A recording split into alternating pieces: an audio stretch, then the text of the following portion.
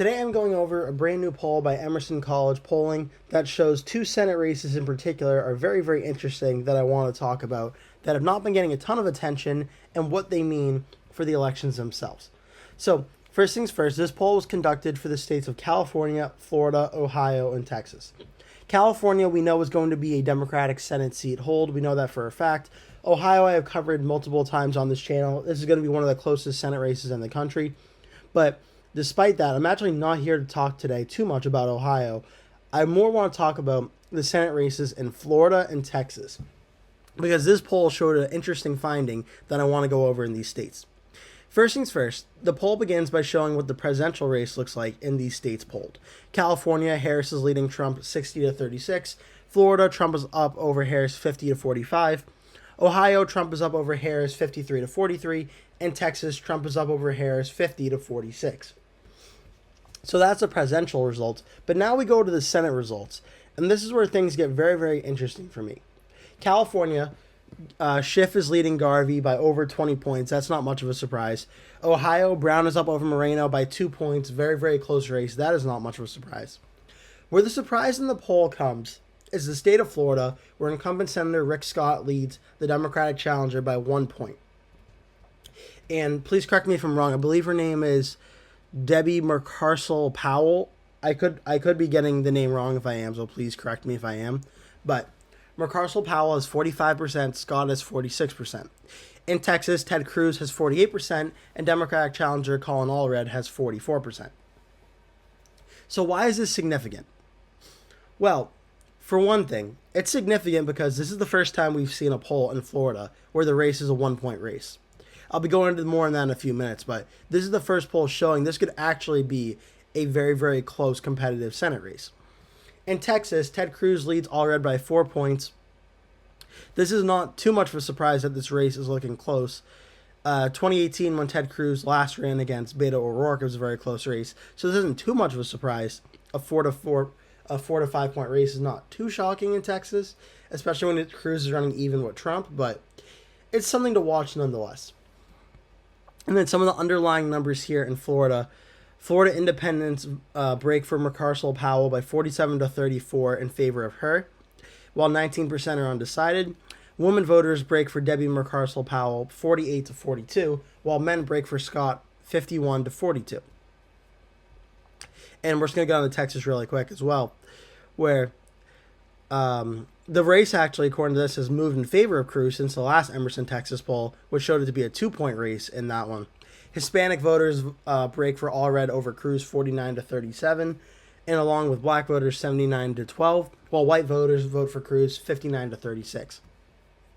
Voters under 40 break for Allred 49 to 39. Voters in the 40 split 48 to 46 for Cruz over Allred, and over 50s Cruz 53 to 41.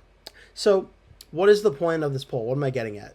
The biggest one right now, the biggest takeaway, is even though Texas is a 4-point race, it has the potential to be close.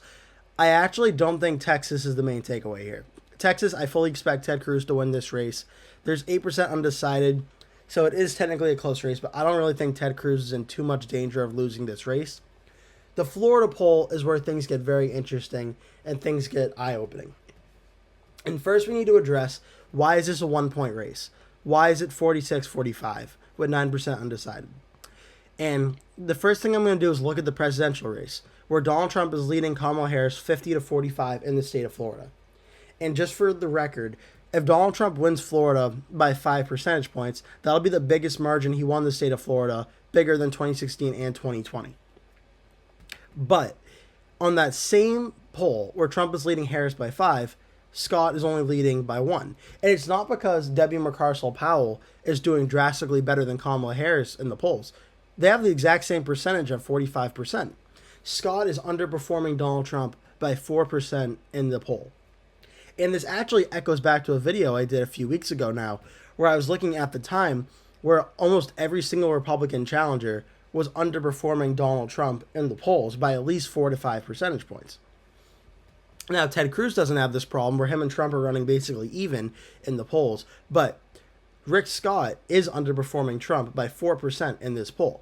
And that's where things can become very, very interesting and potentially competitive if that were to remain true. Now, real quickly, just going off this poll, I'm going to go to the average on the Real Clear Politics website for the Florida Senate race right now. Because the Hill Emerson poll that I just went over is not the only poll that's been conducted in this race. Every other poll has had Scott up 4 or up 8. The only thing is, this is the first poll, the most recent poll. The last one was from Florida Atlantic University back from the early to middle of August, and the one before that was late July. So this is the first, most recent poll that we have. Now we're getting into the territory of, is Florida actually going to be a very competitive Senate race?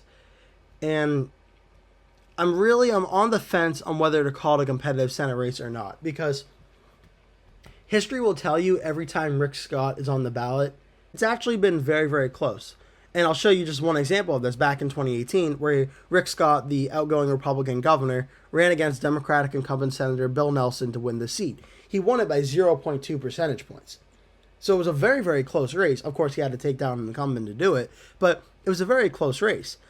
And I guess you could say there is precedent for an incumbent senator losing this seat, because that just happened. That's how Rick Scott won this seat. But this was very close. His governor's race back in 2014 was very close. So there is precedent for Rick Scott running in very, very close races. Like I mentioned, I'm almost 99% sure that on election night 2024, Donald Trump is going to win the state of Florida, and probably win the state of Florida by at least 5 percentage points, which may not sound like a big number compared to other states, but in the state of Florida, which has trended to the right a lot in recent years, hearing, like, say in 2010, Florida going +5 to the Republicans at the presidential level sounds huge. And for Trump to win the state by over 5, Rick Scott would really, really have to mess up to not win his Senate seat on the same ballot where Trump is winning the state by 5. I would say the one thing I'm certain to bet on is that I do think Rick Scott will underperform Donald Trump's numbers in Florida. And this is just very practical. Think this through. Are there Republican voters in Florida who like Donald Trump a lot but aren't as enthusiastic about voting for Rick Scott? I think this poll pretty much says yes, because every poll so far, we only have 4. The highest number Rick Scott has gotten is 47. Are there many Republican voters in Florida who really don't like Donald Trump but love Rick Scott? That one, I feel like there's a lot less people in that camp than in the Trump-Scott camp.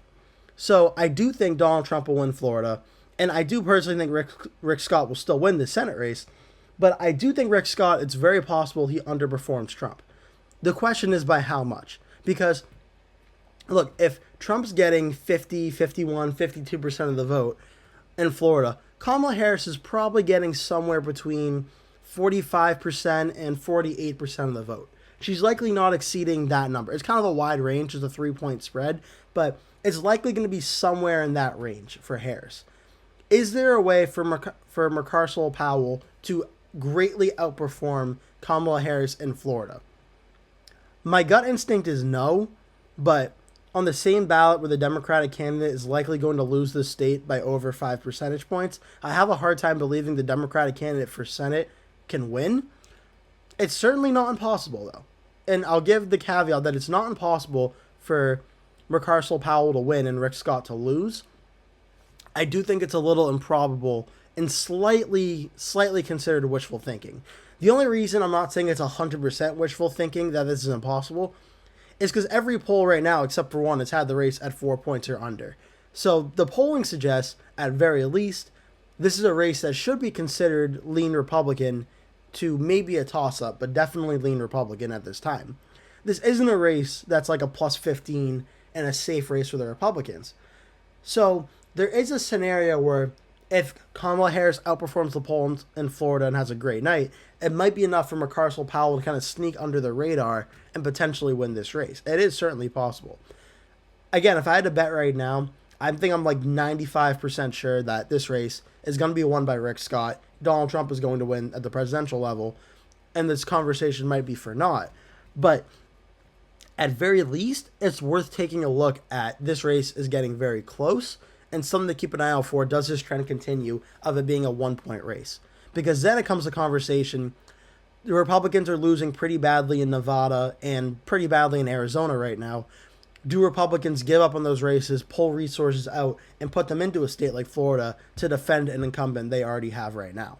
That's something that could come up in conversation if Rick Scott continues to poll poorly.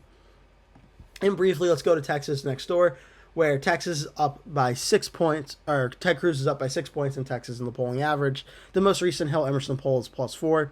University of Texas, towards the end of August, had Cruz +8. This race is kind of all over the place. I think I'm much more confident that if one of these two races were to go to the Democratic candidate, I do think it's actually more likely it'd be Florida than Texas, which is funny because you really wouldn't think that, getting the impression maybe that Trump is going to do very well in Florida. Texas has been trending blue a little bit in every election, really since like 2012, 2016. But I think Ted Cruz is actually in a decent position for re-election here, better than he was in 2018. He's polling by pretty decent numbers. I'm sure it's not great compared to what he would like, but 48 to 42 in the average is pretty good. Texas usually has a pretty strong Republican voter day of election turnout. So I think Cruz is probably, I don't think Cruz is safe. I think Cruz is in a pretty good position for re-election. The main takeaway here, though, is how close Florida is getting. So just to show you again, this is what Florida looked like in 2018 for Rick Scott, where he won against a Democratic incumbent. Very, very close. And also Texas back in 2018, where Ted Cruz got 50.9% to 48.3% for Beto O'Rourke. I think this is going to be the closest race Ted Cruz probably ever has. This is when he was at his most unpopular. I certainly think Ted Cruz is going to win right now, and I don't think the number is going to be any smaller than this margin. I just have a very hard time believing that. But nonetheless, I think the point of this video and looking at the polls right now for Florida and Texas, I don't think it's something Republicans have to panic about too much, at least right now. If this is something at the beginning of October where polls are coming out showing that Florida is a 1-point race, Texas is like a 1 or a 2-point race, then that's something Republicans really need to start keeping an eye out for, because there could be a potential upset in their hands.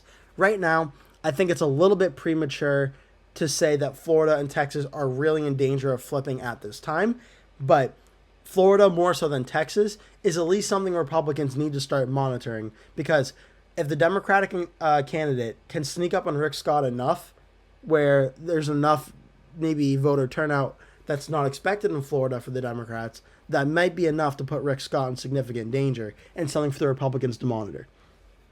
That'll do it for today's video. Thank you so much for watching. Please click like, subscribe, share with your friends and family, and stay tuned because I'll be posting a video now every single day leading up until Election Day, so stay tuned for that. Thank you so much for watching, and I hope to see you in a future video.